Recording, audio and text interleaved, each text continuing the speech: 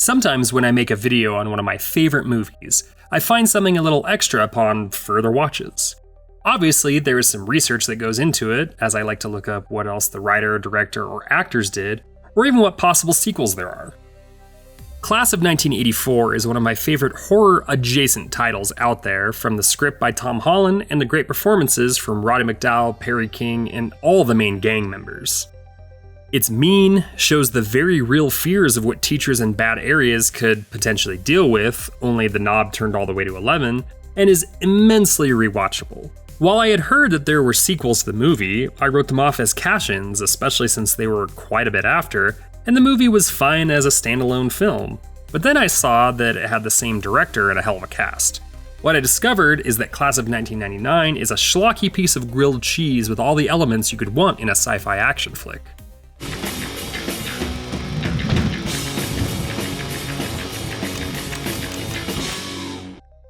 There is a third movie in the series called Class of 1999 2: The Substitute, but I haven't watched that one yet. I use yet with emphatic certainty because not only does it sound like they just mixed two 90s movie series together and have a cover that looks like they're selling a new entry in the Terminator franchise, but it also has a mid-90s direct-to-video flick directed by a renowned stuntman. That stuff just checks all kinds of boxes for me. Class of 1999, though, was actually in the works for a while from director Mark Lester and writer C. Courtney Joyner, but it took them a bit to get it off the ground and find studio funding. Lester had a great run from 82 to 91, where he was the director for Class of 1984, Commando, Firestarter, taking over for John Carpenter, Armed and Dangerous, Class of 1999, and finally Showdown in Little Tokyo. Apart from those, he worked consistently into the 2010s and does have a couple films in development still. While Nightmare on Elm Street 5 story creator John Skipp goes uncredited as a writer, but added some things to it, C. Courtney Joyner gets the screenplay nod, and apparently, even though it was in development for a while, much of the original script remained and only the ending was altered. While Joyner directed a couple 90s gems with both Trancers 3 and Lurking Fear, he's primarily known as a hired gun writer. He's responsible for hours and hours of entertainment, starting with Prison and From Whisper to a Scream in 1987. After that, he would go on to write Puppet Master 3 and Puppet Master vs. Demonic Toys, Mandroid, Dr. Mordred, and dozens of other straight-to-video goodness. The studio that ended up picking it up was Vestron, which is the same place you can get the Blu-ray with the must-have Vestron video series. But Vestron had to sell it as they were having a lot of financial troubles. They sold it to Taurus Entertainment and the movie flopped, becoming one of the last that Taurus released theatrically even. It was made for $5.2 million, something we'll call out later, and yet only made $2.4 back, which was probably due to being pushed back and the release schedule. This also probably led to the name being used as a third movie for straight-to-video release, as that had nothing to do with Vestron or the original creators. This movie is just flat-out fun. The crazy cast includes Stacy Keach, Malcolm McDowell, Pam Grier, Hall of Fame name Patrick Kilpatrick, and John P. Ryan. The lead teens are played by Joshua Miller from Near Dark, Tracy Lind, and Bradley Gregg. Gregg has his only starring role in Class of 1999, but showed up in everything from Stand By Me and Fire in the Sky to Nightmare on Elm Street 3 with one of the series' best deaths. Tracy Lind would quit acting in 1997, but have a fun run with Fright Night Part 2, Bugsy, and My Boyfriend's Back. The teen heroes are fine, but the adults bring the cheese to the sandwich here. Stacy Keach, always down to have fun, decided that his villainous scientist should be an albino villain, so we get how he looks here. I mean, look at him! Malcolm McDowell only shot for 2 days, but most of the time you get a workman, almost Christopher Lee performance out of him regardless of how long you have him, and the three teachers are great. The first movie consisted of a teacher who is pushed to his limits and finally has to act in the most terrifying of ways, killing teenagers. This movie decides to put that premise on its head and have the two Seattle high school gangs go head-to-head with android teachers who are equal parts Westworld rejects, and I promise I'll get to the original Westworld movie one of these days. And at times, they're also pretty much like Terminators. The movie opens with a very loving and very tongue-firmly-in-cheek homage to Escape from New York, where it's explained to us that gangs all over the country have taken over schools in major cities. This is a natural progression from the first movie, where the gangs are more powerful at the schools than any of the teachers or any form of security, really. Seattle is chosen to be a test site where the CIA takes 3 former military robots and decides to slightly reprogram them to be teachers. I joke that the opening is like Escape from New York, but really this is Lester's Escape from LA to Class of 1984's Escape from New York. Bigger budget, a few bigger name actors, and Lester was really let off the leash in terms of doing what he wanted to do here. The 2 main gangs in the Seattle area that are vying for control are the Blackhearts and the Razorheads. Cody is a member of the Blackhearts, and he goes to Kennedy High School, which is where Megatech big boss Bob Forrest is set up to monitor his 3 android teachers. Cody is done with the Blackhearts, but his brother is being initiated, and at home his mother and brother are both drug addicts now. He falls for the principal's daughter after saving her from a member of the rival gang his former gang had, but of course the principal, played by Malcolm McDowell, doesn't approve of him. The teachers begin their class assignments, and it's fun to see their Terminator vision in action, where they decide what action to take against any of the kids that are acting out. At first, it's just smart remarks, but then it moves to corporal punishment where they literally bend them over the knee and spank them. Dr. Bob, again played by the villainous and hilarious-looking Stacy Keach, decides that it's appropriate from the control room, which is also very similar to Westworld, or the upcoming Jurassic Park. Things escalate quickly, though, as during gym class, one of the android teachers beats up Cody before getting held at gunpoint by another student.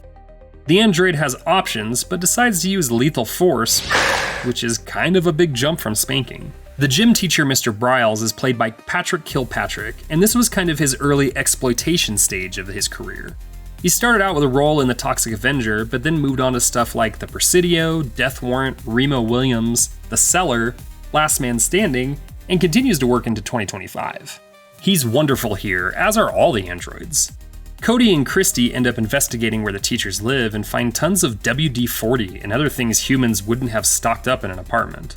Stay on top of those pesky squeaks. While it's meant to be taken seriously, it's also really funny how it's set up and looks on screen. The teachers catch up to them, and a chase ensues that ends up with the teacher's car in the water while Cody and Christy escape. It was so cold while shooting that not only did the 3 adult actors wear wetsuits under their clothes, but there was a standby hot tub to soak in after each take. Hardin is seemingly the lead android, and he hatches a plan to cause a gang war that will eliminate as many of the teens as possible. Hardin is played by character actor extraordinaire John P. Ryan, who I have liked in everything I've seen him in.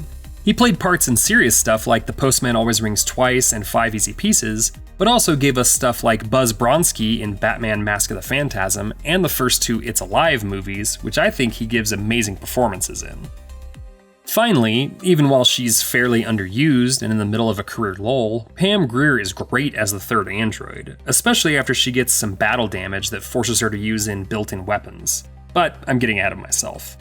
The coffee actress hadn't revitalized herself yet in Jackie Brown, but this movie calls back to her blaxploitation and exploitation days, so it's still fitting.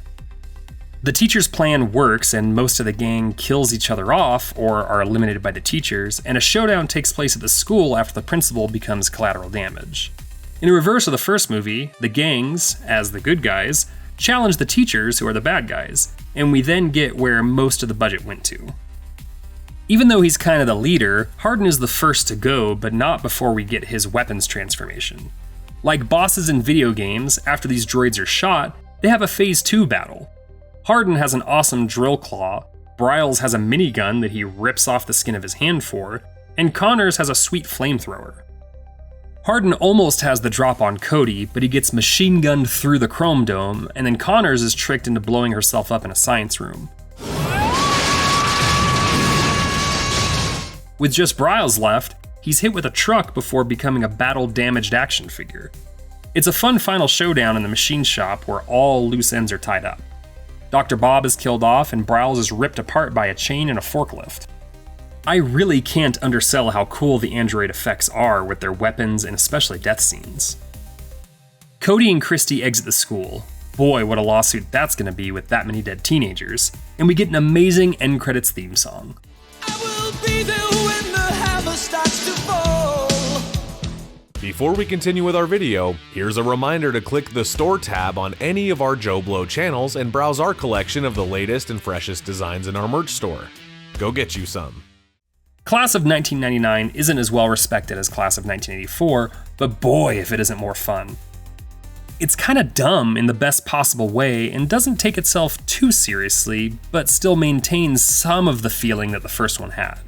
For the longest time, you could only get it in a weird pack of 8 movies on DVD, but now that it's available on a solo Blu-ray with some great special features, there's no better time to take this elective and cross the movie off your black sheep list. In a series that probably shouldn't have been a series at all, Class of 1999 may just be the head of its class.